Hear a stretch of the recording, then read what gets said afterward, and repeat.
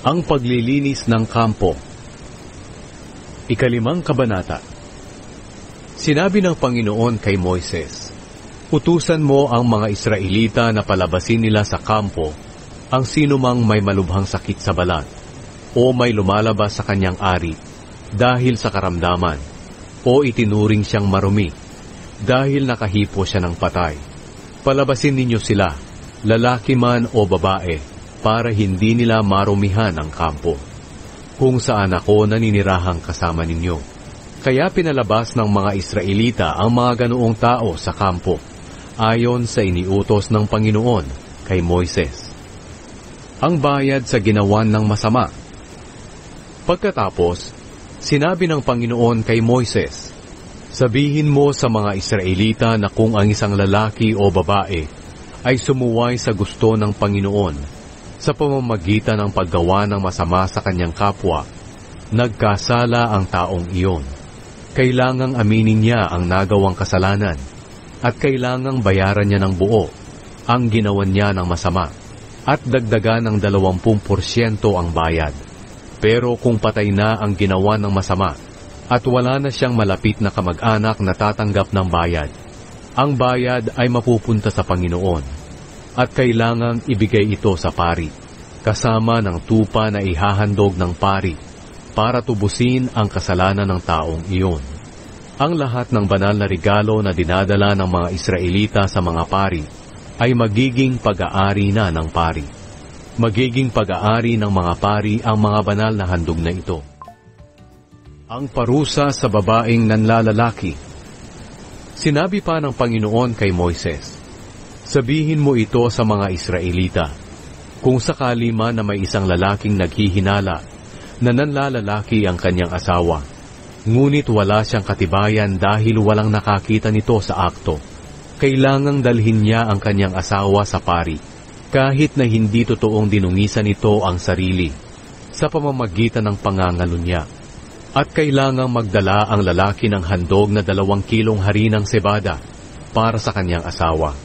Hindi niya ito dapat lagyan ng langis o insenso, dahil ito ay handog ng paghihinala. Dadalhin ng pari ang babae sa aking presensya. At pagkatapos ay maglalagay ang pari ng tubig sa mangkok na gawa sa puti. At lalagyan niya ito ng alikabok na mula sa sahig ng toldang tipanan. Kapag pinatayo na ng pari ang babae sa aking presensya, ilulugay ng pari ang buhok ng babae at ilalagay sa kamay niya ang handog ng paghihinala para malaman kung talagang nagkasala ang babae. Pagkatapos hahawakan ng pari ang mangkok na may mapait na tubig na nagdadala ng sumpa at pasusumpain niya ang babae at sasabihin sa kanya, "Kung hindi mo dinungisan ang iyong sarili sa pamamagitan ng pakikipagtalik sa ibang lalaki, hindi ka masasaktan ng parusang dala ng tubig na ito. Pero kung dinungisan mo ang iyong sarili sa pamamagitan ng pakikipagtalik sa ibang lalaki na hindi mo asawa, sumusumpa ako na magiging halimbawa sa mga tao ang sumpa ng Diyos sa iyo, at sana'y hindi ka magkaanak. Ang tubig sana na ito na nagdadala ng sumpa ay pumasok sa iyong katawan para hindi ka na magkaanak." Pagkatapos sasabihin ng babae, "Mangyari sana ito," at isusulat ng pari ang sumpang ito sa isang sulatan, at huhugasan niya ito sa mangkok na may mapait na tubig. Kapag napainom na sa babae ang mapait na tubig na nagdadala ng sumpa, at kung may kasalanan siya, magiging dahilan ito ng matinding paghihirap niya kung talagang nagkasala siya. Pagkatapos kukunin ng pari sa kamay ng babae ang handog ng paghihinala na inihandog ng asawa niya dahil sa paghihinala nito, at itataas ito ng pari sa aking presensya at dadalhin sa altar. Kukuha ang pari ng isang dakot ng handog na ito upang malaman kung nagkasala nga ang babae o hindi, at susunugin ito sa altar. Pagkatapos ipapainom niya sa babae ang tubig. Kung totoong dinungisan niya ang kanyang sarili sa pamamagitan ng pagtataksil sa kanyang asawa, magpaparusa sa kanya ng matindi ang tubig na kanyang ininom na nagdadala ng sumpa. Hindi na siya magkakaanak. at magiging halimbawa sa mga tao ang sumpa ng Diyos sa kanya. Pero kung hindi niya dinungisan ang kanyang sarili, hindi siya masasaktan at magkakaanak siya. Ito ang kautusan tungkol sa lalaki na naghihinala sa kanyang asawa.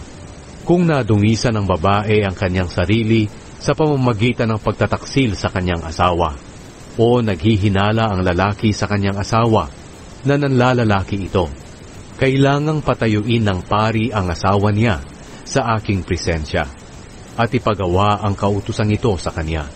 Walang pananagutan ng lalaki, pero may pananagutan ng babae kung nagkasala siya at magdurusa siya sa kanyang kasalanan.